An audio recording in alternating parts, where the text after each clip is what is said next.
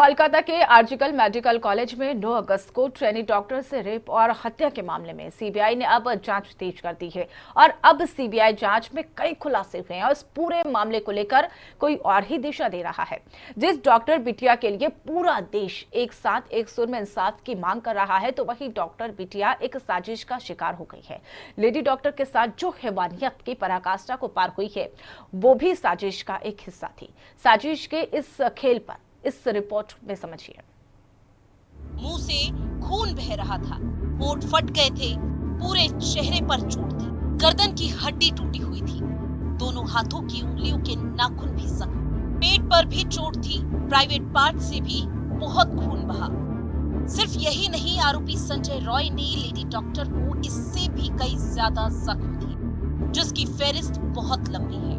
अगर ये सुनने मात्र से आपकी रूह कांप रही है, तो सोचिए जिसके साथ ये सब हुआ था उसके ऊपर क्या कुछ बीता होगा। ये आवाजें वो है जो डॉक्टर बिटिया के लिए दिन रात इंसाफ की मांग कर रही है। ये लोग प्रधानमंत्री से लेकर हर उस नेता को चिट्ठी लिख रहे हैं जिनसे इंसाफ की उम्मीद है। लेकिन क्या ये लोग जिसके लिए इंसाफ की मांग कर रहे हैं उसकी कहानी मात्र रेप और मर्डर तक ही सीमित है, या फिर ये पूरा मामला ही कुछ और है जिसको छिपाने के लिए एक बड़ी साजिश रची गई, जिसकी कोलकाता के आरजीकर मेडिकल कॉलेज में ट्रेनी डॉक्टर शिकार बन गई। दरअसल सीबीआई को अब तक की जांच और डॉक्टर के बैचमेट्स के बयानों से पता चला है कि मानव अंगों का अवैध कारोबार चल रहा था। सीबीआई ने अभी तक 19 से ज्यादा लोगों से पूछताछ की है। इसमें आधे से ज्यादा लोगों ने अवैध कारोबार की जानकारी दी। जानकारी के मुताबिक ट्रेनी डॉक्टर मर्डर, मानव अंग तस्करी का एंगल। ट्रेनी डॉक्टर को मानव अंगों के अवैध कारोबार की भनक लगी। ट्रेनी डॉक्टर ने मामले से पर्दा उठाने की कोशिश की। कोशिशें रोकने के लिए ट्रेनी डॉक्टर को रास्ते से हटाया गया। पूछताछ में आधे से ज्यादा लोगों ने अंग तस्करी की बात मानी। मामले में जल्द ही सफेद पोश चेहरे सामने आएंगे। जानकारी के मुताबिक ट्रेनी डॉक्टर को अस्पताल के अंदर चल रहे अवैध कारोबार की भनक जैसे ही लगी, वैसे ही कारोबार से जुड़े लोग ट्रेनी डॉक्टर के पीछे हाथ धोकर पड़ गए। कोलकाता कांड, मानव तस्करी का घिनौना काम। अस्पताल में मानव तस्करी की जड़ें काफी गहरी। ट्रेनी डॉक्टर का रेप साजिश का हिस्सा। आम घटना दिखाने के लिए किया लेडी डॉक्टर का रेप। अस्पताल में सेक्स और ड्रग रैकेट चलाने का भी आरोप। 23 साल पहले 2001 में कॉलेज के हॉस्टल में एक छात्र की मौत की कड़ियां भी इससे अब जुड़ने लगी है। सूत्रों के मुताबिक कई सुरागों के बाद कोलकाता कांड, मानव तस्करी का घिनौना का पूछताछ में मेडिकल कॉलेज के 4 लोगों के नाम सामने आए। इसमें 3 डॉक्टर और एक हाउस स्टाफ शामिल। दावा यह भी है कि ये चारों एक सियासी दल से जुड़े हैं। अस्पताल में सेक्स और ड्रग रैकेट चलाते थे। फिलहाल सीबीआई पूरे मामले में पुख्ता सबूतों को जुटा रही है। वहीं लेडी डॉक्टर की मौत के पीछे के कई कारण और वजह है। सूत्रों की माने तो अस्पताल में मेडिकल कचरे के निपटान, कुछ दवा और सामान की सप्लाई का काम बांटा। प्रबंधन के करीबी के पास था सप्लाई और कचरे के निपटान का काम। शर्त अनुसार सप्लाई नहीं हो रही थी। लेडी डॉक्टर ने स्वास्थ्य भवन में शिकायत की थी। आरोपियों के रसूखदार होने से कार्रवाई नहीं हुई। सोशल मीडिया पर खुलासे की तैयारी में थी लेडी डॉक्टर। मामले में फिलहाल सीबीआई ने अपनी जांच अब तेज कर दी है। सीबीआई की टीम ने लेडी डॉक्टर के माता-पिता, छात्रों और कई डॉक्टर के बयान दर्ज किए। ट्रेनी डॉक्टर के पिता ने पूरे डिपार्टमेंट पर घटना में शामिल होने का आरोप लगाया। पीड़िता के पिता ने आरोप लगाया है लेडी डॉक्टर हुई साजिश का शिकार। कहीं और हत्या के बाद बॉडी सेमिनार रूम में रखी गई। सबूतों को मिटाने के लिए सेमिनार हॉल में तोड़फोड़ की गई। छात्रों का दावा डेड बॉडी से भी अंग निकाले जाते थे। Kolkata lady doctor rape and murder case के बाद से पूरे देश में आक्रोश है। सीबीआई हर एक एंगल से जांच कर रही है। 23 साल पहले के केस को भी खंगाला जा रहा है, जिसको आत्महत्या करार तो दिया था, लेकिन परिवार ने हत्या का गंभीर आरोप लगाया था। ठीक उसी तरह जैसे लेडी डॉक्टर के साथ रेप एंड मर्डर केस को आत्महत्या करार देने की कोशिश की गई। ब्यूरो रिपोर्ट, हिंदी खबर। अब रुक करेंगे बड़ी खबर का। प्रधानमंत्री नरेंद्र मोदी को 70 पद्म विजेताओं ने चिट्ठी लिखी है। ये भी आपको बता दें कि पीएम से निर्णायक और तत्काल कार्रवाई की मांग की गई है। डॉक्टरों की सुरक्षा के लिए कानून लाया जाए, ऐसी मांग की गई हो कड़ी कार्रवाई को, ताकि भविष्य में ऐसी घटनाएं ना हो। तो ये बड़ी जानकारी आपको बता रहे हैं, जहां पर प्रधानमंत्री नरेंद्र मोदी को चिट्ठी लिखी गई है और कड़ी से कड़ी कार्रवाई करने का भी लगातार अब ये मांग उठती हुई नजर आ रही है। 70 पद्म विजेता ने ये चिट्ठी लिखी है। प्रधानमंत्री नरेंद्र मोदी को चिट्ठी लिखी और पीएम से निर्णायक और तत्काल कार्रवाई की मांग यहाँ पर की जा रही है। डॉक्टरों की सुरक्षा को लिए भी यहाँ पर कानून लाया जाएगा, ऐसा मांगों में जो है लगातार नारेबाजी की जा रही है। ऐसी मांगे भी लगातार की जा रही है। लेकिन ये भी आपको बताते चले कि 70 पद्म विजेताओं ने ये प्रधानमंत्री नरेंद्र मोदी को चिट्ठी लिखी है, जिसमें पीएम से निर्णायक और तत्काल कार्रवाई की मांग की जा रही है। तत्काल कोलकाता रेप मर्डर केस में आरोपी को कड़ी से कड़ी सजा दिलाने के लिए मांग चारों तरफ से उठ रही है। लेकिन इसी बीच प्रधानमंत्री नरेंद्र मोदी को 70 पद्म विजेताओं ने मिलकर चिट्ठी लिखी है। उन्होंने प्रधानमंत्री नरेंद्र मोदी से मांग की है कि डॉक्टर बेटी के दोषी के खिलाफ निर्णायक और तत्काल कार्रवाई की जाए, ताकि दोबारा ऐसी घटनाएं ना हो। वहीं दूसरी तस्वीर प्रधानमंत्री नरेंद्र मोदी की, जो कि आईएमए की तरफ से लिखी गई है, चिट्ठी लिखी गई प्रधानमंत्री को। उन्होंने इस मामले में 5 मांगों का जिक्र किया। इसमें साफ तौर पर डॉक्टरों के खिलाफ हिंसा का भी जिक्र किया गया। उन्होंने मांग की है कि डॉक्टरों की सुरक्षा का बंदोबस्त किया जाए, हॉस्पिटलों को सेफ जोन घोषित किया जाए, ताकि किसी तरह से वारदात को अंजाम न दिया जा सके।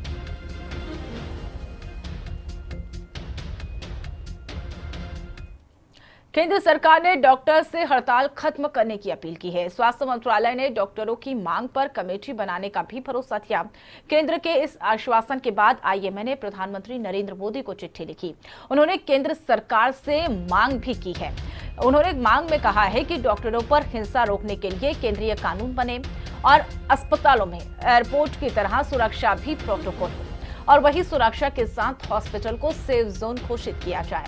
सीसीटीवी, सिक्योरिटी गार्ड के लिए प्रोटोकॉल का पालन हो और अस्पताल में डॉक्टरों के लिए रेस्टिंग एयर एरिया भी बनाया जाए, ताकि कोलकाता रेप मर्डर की तय सीमा में भी जांच हो सके, आरोपियों को कड़ी से कड़ी सजा मिले और पीड़ित के परिवारों को सम्मानजनक मुआवजा भी दिया जाए। इस तरह की लगातार मांगी हो रही है। देखिए, आपको ये भी बताते चले कि लगातार अब इस पूरे मामले को लेकर प्रोटेस्ट हो रहा है। कार्रवाई का आश्वासन लगातार प्रशासन के द्वारा किया जा रहा है। आखिर आरोपी ने जब तक सब सच कबूल लिया है, तो फिर भी कोलकाता रेप केस में आरोपी संजय रॉय को साइकोलॉजिकल टेस्ट क्यों नहीं दिया गया? ऐसे में हम आपको ये भी बताते चले कि अब लगातार जो ये मामला सामने आ रहा है, उसके बाद जांच पड़ताल की जा रही है। लेकिन आखिर आरोपी ने जब सब कुछ कबूल लिया है, तो फिर कोलकाता रेप केस में आरोपी संजय रॉय का साइकोलॉजिकल टेस्ट सीबीआई क्यों करा रही है? इसके पीछे उसी दिन की कहानी को समझना होगा, जिस दिन कोलकाता में वारदात को अंजाम दिया गया था। उस दिन अस्पताल के अंदर क्या हुआ और सीसीटीवी की मदद से सीबीआई ने समझने की कोशिश की थी। तो चलिए आपको भी ये बता देते हैं कि 8 और 9 अगस्त की रात को कोलकाता के आरजीकर हॉस्पिटल में क्या हुआ है। चलिए आपको बताते हैं, 8 अगस्त को रात 11 बजे पहली बार आरोपी अस्पताल में दिखा और वो अस्पताल में पेमेंट से मिलने के लिए पहुंचा था। ये भी आपको बताते चले कि अस्पताल में पेशेंट से मिलने के लिए पहुंचा था और इसी के साथ 30 मिनट के बाद आरोपी संजय रॉय अस्पताल से बाहर निकला। अब खबर है कि संजय रॉय ने मरीज को अस्पताल में भर्ती करवाया और इसके बाद 9 अगस्त रात 3:45 से 3:50 के बीच संजय वापस से अस्पताल में आया और वही सेमिनार रूम में गया और इसके बाद सीनियर हॉल में वहां पर सेमिनार हॉल में पहुंचा और सुबह 4:35 पर वो वापस लौटा। सुबह 4:37 पर अस्पताल परिसर से संजय रॉय बाहर आता हुआ नजर आया। लेकिन इसी बीच अब सवाल भी उठ रहे हैं और अब सवाल है कि जो सीसीटीवी में दिखाई दे रहा है वो क्या ये कहानी है, लेकिन जो सीसीटीवी में नहीं दिखाई दे रहा है वो क्या है, और उसी को लिहाज से जिसको सीसीटीवी से हटाया गया है उसकी कहानी सीबीआई कैसे पता लगाएगी? क्या डॉक्टर लेडी के साथ दरिंदगियों को फांसी के फंदे तक पहुंचाया जा सकता है या फिर सबूतों के अभाव में दरिंदगी बच निकले?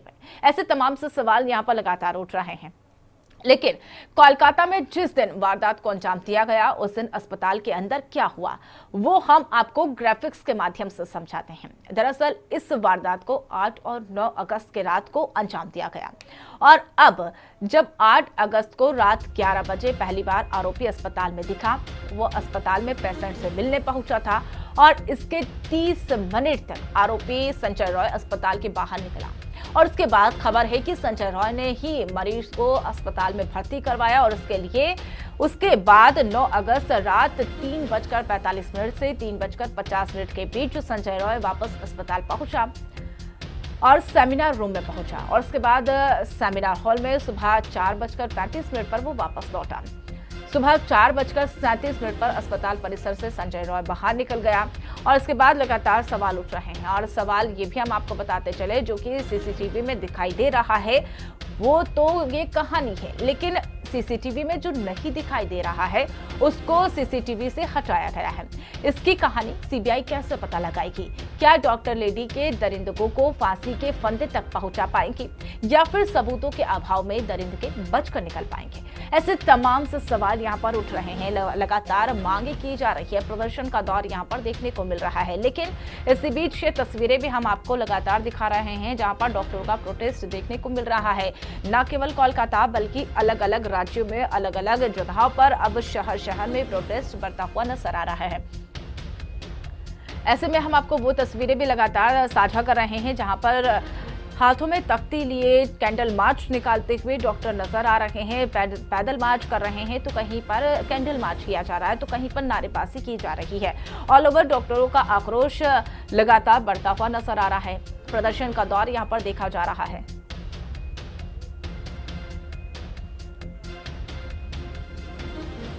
और ऐसे में हम आपको ये भी बताते चले कि अब कोलकाता केस को लेकर सीबीआई जांच लगातार तेज हो रही है। सीसीटीवी खंगाले जा रहे हैं। सीसीटीवी के आधार पर लगातार सीबीआई की एक एक पॉइंट टू पॉइंट यहाँ पर जांच चल रही है, लेकिन जो सीसीटीवी में दिख रहा है क्या वो सच है? ऐसे अब यहाँ पर आरोप भी लग रहे हैं और इंक्वायरी अगर सीबीआई की बात करें तो वो इंक्वायरी लगातार की जा रही है। पूछताछ का सिलसिला भी यहाँ पर देखा जा रहा है और इसी बीच जब पूछताछ यहाँ पर की जा रही है तो ऐसे में अब डॉक्टरों के ऊपर जो अत्याचार हो रहा है ऐसा उनका आरोप भी लगाया जा रहा है और ऐसे में अब आरोपी संजय रॉय की जो जांच है वो भी तेज हो गई है।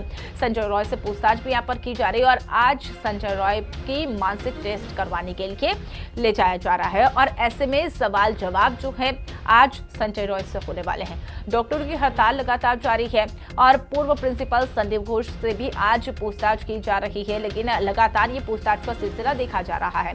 आरोपी संजय रॉय साइकोलॉजिकल टेस्ट आज उसका होना है और राज्यपाल आनंद बोस दिल्ली में गृह मंत्री को रिपोर्ट भी आज सौंपेंगे और ऐसे में सुप्रीम कोर्ट ने भी पूरे मामले को लेकर स्वतः संज्ञान ले लिया। डॉक्टरों की हड़ताल स्वास्थ्य मंत्रालय के बाहर ओपीडी भी अब चलाई जाएगी, यानी कि पूरी तरह से ये जो पूरा मामला है अब इसकी अपडेट क्या है वो भी हम आपको बता रहे हैं।